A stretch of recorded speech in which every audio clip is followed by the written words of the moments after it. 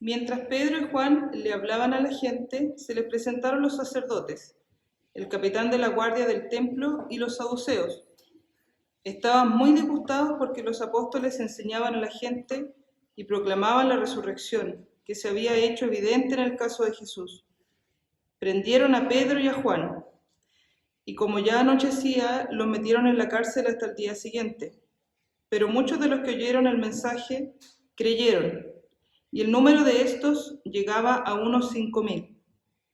Al día siguiente se reunieron en Jerusalén los gobernantes, los ancianos y los maestros de la ley. Allí estaban el sumo sacerdote Anás, Caifás, Juan, Alejandro y los otros miembros de la familia del sumo sacerdote.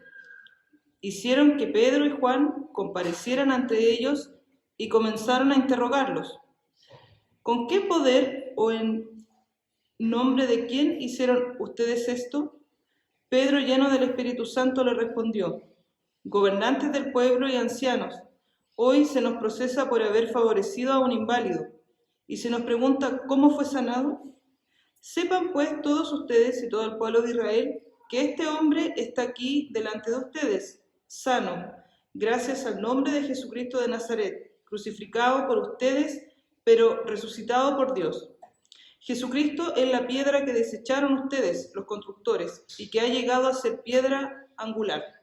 De hecho, en ningún otro hay salvación, porque no hay bajo el cielo otro nombre dado a los hombres mediante el cual podamos ser salvos.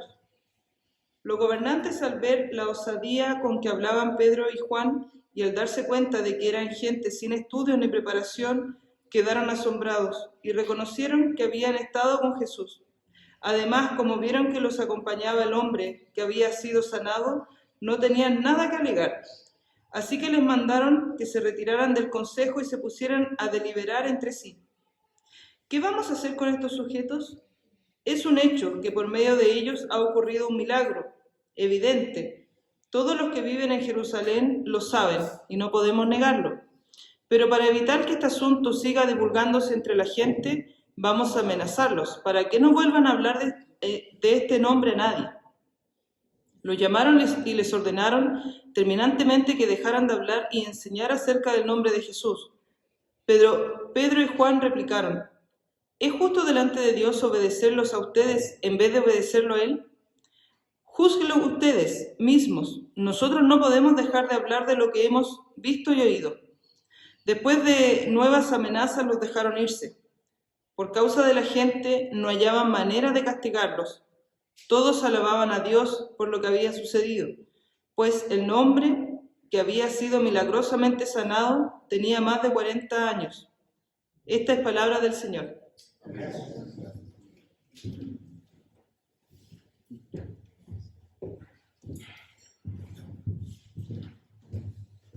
Muy buenos días, hermanos.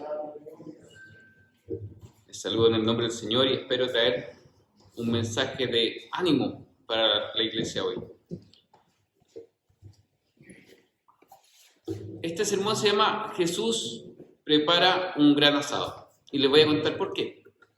A esta altura el libro de Hechos nos ha relatado que Jesús prometió expandir su propio evangelio a todos los confines de la tierra. Luego fue llevado al trono desde donde hoy gobierna. Desde allí, todos los que han seguido y confiado en Él recibieron el Espíritu Santo. Y por esta causa los apóstoles hablaron en lenguas, para que todos escucharan el Evangelio en sus propios idiomas. Con ello, ya se han convertido más de 3.000 personas al Evangelio. Hemos visto también que Jesús decidió habitar en el corazón de los que en Él confían, cumpliendo su propia promesa de recibir el Espíritu Santo. En el capítulo anterior pudimos ver cómo Pedro y Juan sanaron a un cojo, cuando éste solo les pedía dinero, cumpliendo con ello lo dicho por el profeta Isaías. Hemos visto cómo Jesús sigue actuando por medio del Espíritu Santo, llevando a más personas a creer en Él y declarar las maravillas que Él mismo ha hecho por medio de los apóstoles, que con valentía, en esta ocasión, han confrontado a los judíos por haber matado a Jesús y liberado a Barrabás. Por su parte, El cojo creyó en el Señor al experimentar un milagro en su propia vida. Y hoy veremos cómo ese milagro ocasionó que Pedro y Juan fueran arrestados, pero con un propósito mayor, al que ellos mismos podían comprender en ese minuto. Oremos. Señor Todopoderoso, que estás reinando, te pedimos con humildad que nos ayudes a entender esta palabra para que sea bendición a nuestra iglesia. Te damos gracias, ya que por medio de ella podemos ver cómo tu poder avanza en medio de las dificultades. Te pedimos la misma valentía para caminar siendo guiados por tu Espíritu Santo. En el nombre de Jesús, nuestro Señor y Salvador. Amén. Como les conté, este sermón lleva por título Jesús prepara un gran asado. Y aunque no lo crean, desde el principio, en mi cabeza imaginaba a Jesús haciendo el fuego para un gran asado, como esta invitación a una gran comida celestial. Específicamente en este capítulo, preparando el fuego, ya que al igual que cuando nosotros estamos preparando el carbón y vemos que el fuego se está apagando, es necesario soplar aire para avivar el fuego. Así me imagino que Jesús está avivando el fuego de su Espíritu Santo constantemente en su iglesia. No se ve muy bien la imagen, pero créanme que ahí hay carbón encendido, ¿ya? El relato nos indica que el carbón está encendido. El relato nos indica que Pedro y Juan aún estaban hablando a la gente de Jesús y su resurrección cuando fueron arrestados durante la noche. Mira los versos 1 al 13. Sin embargo, ese día y esa noche sería todo un éxito, ya que el milagro del cojo llegaría a más de 5.000 hombres, sin contar mujeres ni niños. Por medio de este evento, muchas personas conocieron y creyeron en Jesús. Si hacemos un pequeño resumen, ya tenemos más de 8.000 nuevos invitados a la cena. 8.000 nuevos convertidos a Jesús. Es decir, el parrillero es excelente. A pesar de las adversidades que tuvieron los apóstoles, el asado sigue en marcha y cada vez hay más invitados a la mesa. La segunda parte nos muestra un intento de humedecer el carbón. Miren sus Biblias en los versos 5 al 7. Qué increíble es que los líderes religiosos no estuvieran asombrados del milagro con que Pedro y Juan habían mostrado las maravillas del Señor y que su pregunta fuera: ¿con qué poder hicieron el milagro? Su corazón no estaba contento porque el cojo hubiera sanado. Ni tampoco habían reparado en el cumplimiento de la promesa de Isaías. Más aún, les preocupaba que hablaran sobre Jesús resucitado.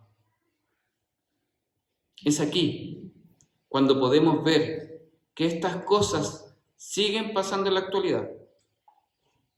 A pesar de que muchas personas son testigos de milagros, su corazón sigue buscando una explicación racional.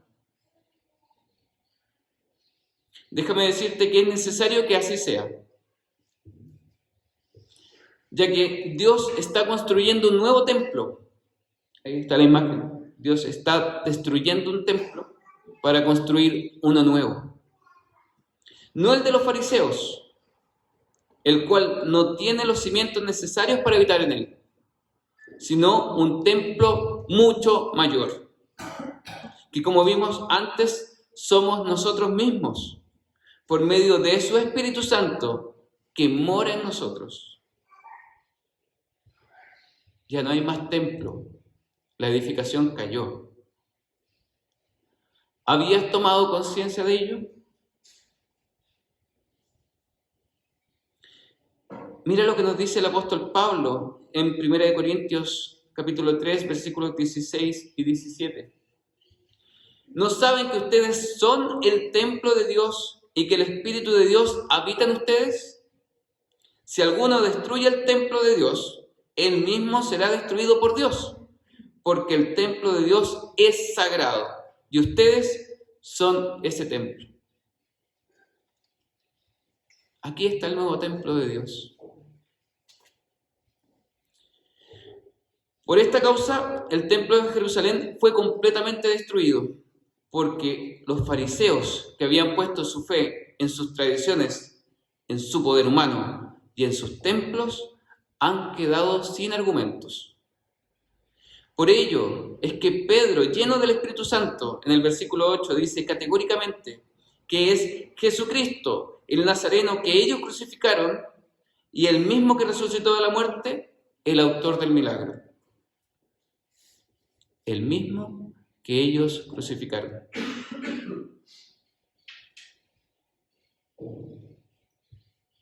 Pedro cita el Salmo 118 para que nuevamente confirme con ello la legitimidad de sus palabras y con ellas sean también juzgados los que no creen. Para los que han recibido el don de la fe es evidente, pero para los que no la poseen es juicio. Luego el propio Pedro escribe un poco más acerca de esto en su carta, en la primera carta de Pedro, capítulo 2, versículos 4 al 8. Dice lo siguiente: Cristo es la piedra viva, desechada por los seres humanos, pero escogida y preciosa ante Dios. Acercarse a Él, también ustedes son como piedras vivas, con las cuales se está edificando una casa espiritual. De este modo llegan a ser un sacerdocio santo para ofrecer sacrificios espirituales que Dios acepta por medio de Jesucristo. Así dice la Escritura: miren, yo pongo en Sión una piedra angular, escogida y preciosa, y el que confía en ella no será jamás defraudado. Para ustedes, los creyentes, esta piedra es preciosa, pero para los incrédulos, la piedra que desecharon los constructores ha llegado a ser piedra angular y también una piedra de tropiezo y una roca que hace caer. Tropiezan al desobedecer la palabra, para lo cual están destinados. Pedro explica con estas palabras que nada sale del completo dominio del Señor. Entonces, ¿cómo nos desafía este segmento a enfrentarnos a nuestros opositores a la fe? ¿Dónde están los cimientos de tu fe? ¿En qué podemos confiar para hacer lo correcto frente a las dificultades? ¿O quién está a cargo de llevar su obra en mi vida? Déjame confesar que muchas veces no he actuado según lo que hoy estoy predicando. Muchas veces he estimado que acomodarme al contexto secular es más fácil, ya que en mi cabeza está, otro lo hará, desconociendo lo preciosa que es la piedra angular en mi vida, desvalorizando la promesa que ella trae para mí, ya que ella, como lo vimos recién, no me defrauda. Y a pesar de confiar en ella, he podido darme cuenta que ha sido porque no he permitido que Jesús alimente su propio espíritu en mí, ese espíritu que Él me ha regalado, el espíritu donde decidió habitar, donde decidió hacer su morada. El Espíritu Santo, el mismo que nos recuerda el verso 12. De hecho, en ningún otro hay salvación, porque no hay bajo el cielo otro nombre dado a los hombres mediante el cual podamos ser salvos. Hermanos, solo Cristo salva. Por eso necesitamos pedir estar llenos del Espíritu Santo, desearlo con todo nuestro ser, como nos recordó el propio Jesús al ser preguntado por el mandamiento más importante. En Mateo 22:37, Él nos recuerda que el primer y más grande mandamiento es: ama al Señor tu Dios con todo tu corazón, con toda tu alma y con toda tu mente. Y hemos descubierto que solo por medio del Espíritu Santo esto puede ser una realidad en nuestra vida. Por eso es necesario escuchar la siguiente sección. El carbón sigue encendido. Me costó buscar esta imagen y no se ve tan bien como en el computador, pero ahí hay fuego poniendo nuevamente el carbón en llamas, porque el carbón sigue encendido por el soplo del Espíritu que aviva el fuego. Necesitamos algo que nos avive nuevamente. Mira los versos 13 al 17. El corazón de los líderes religiosos permanece duro. No entienden cómo hombres sin estudios hablen con tal autoridad. Y más aún, que los acompañe el ex cojo, prueba irrefutable del poder de Jesús, que como ellos dijeron, proviene del mismo Jesús resucitado, lo que causaba mucho más problemas. Veamos lo que Mateo nos dice en el capítulo 28, versículos 2 y 13, respecto a lo que hasta el día de hoy creen. Después de reunirse,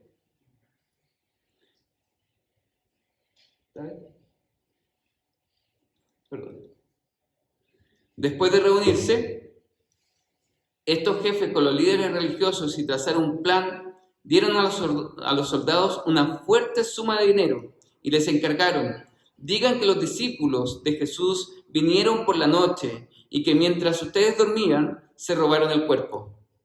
Allí está la causa de su insensatez.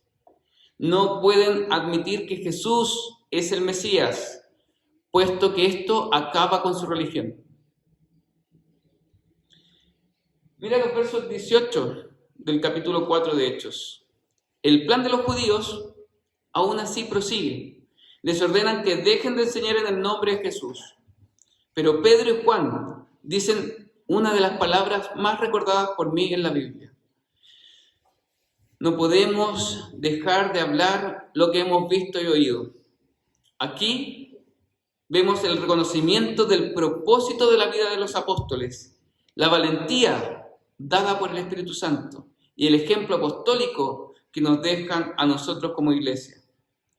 No obedecer a los hombres por sobre Dios. Y hermanos, ojo, no estoy haciendo un llamado a ser desobedientes, ya que el contexto antes explicado es lo que lo lleva a esta posición.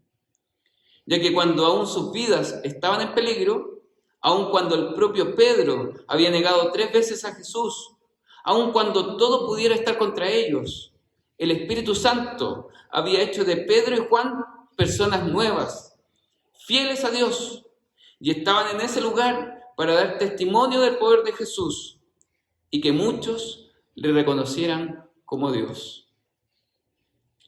Esto, sin duda, era el propósito de la vida de los apóstoles, representantes de Jesús y constructores de su nueva iglesia. Ahí vemos, los apóstoles ya no construyen un templo, construyen una iglesia de personas.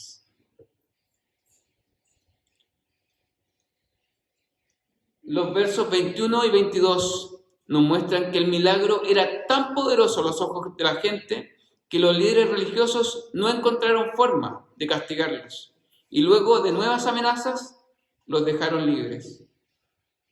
Aquí vemos el verdadero sentido del milagro. El cojo saltó. Capítulo 3, versículos 8 y 9. De un salto se puso en pie y comenzó a caminar. Luego entró con ellos en el templo, con sus propios pies, saltando y alabando a Dios. Cuando todo el pueblo los vio caminar y alabar a Dios, porque con ello Dios se exaltó. Con ello se cumplió una señal para demostrar que el día de la completa redención había llegado, que Jesús, el Hijo de Dios, es el Mesías, que cargó los pecados del mundo y que seguía gobernando con autoridad mediante el poder de su Espíritu Santo, que convierte vidas y no solo sana, sino que salva. Hermanos, a muchos de ustedes los conozco y veo vidas transformadas, pero quizás otros que escuchan o escucharán este mensaje aún no han comprendido lo fundamental de estas preguntas. ¿Has podido reconocer a Jesús como tu Salvador? ¿Lo ves realmente como tu Señor?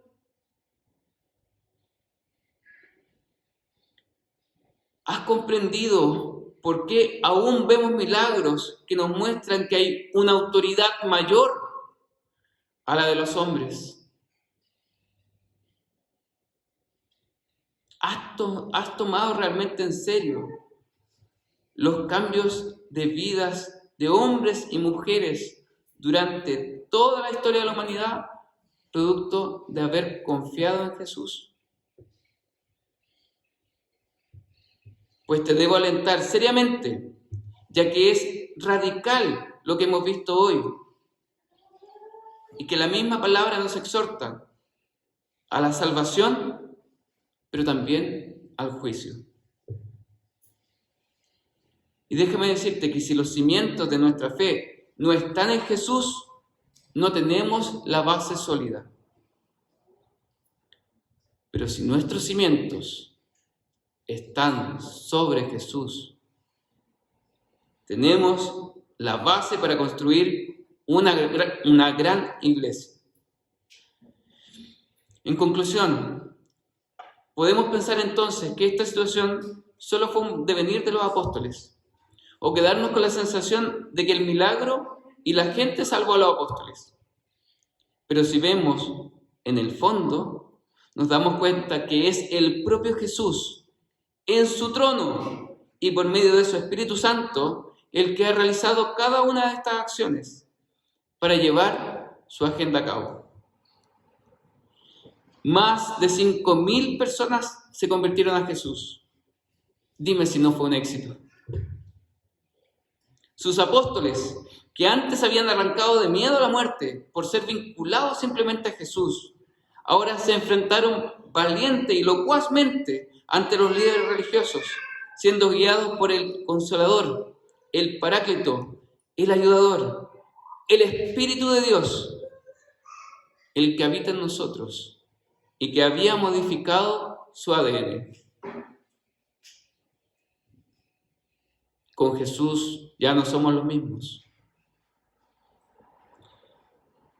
La invitación es confiar plenamente en Jesús y, a pesar de cualquier dificultad en nuestras vidas, mantener nuestra identidad cimentada en Jesús, recordando que la fidelidad a Él te da una mayor libertad, aun cuando estás preso por cadenas humanas.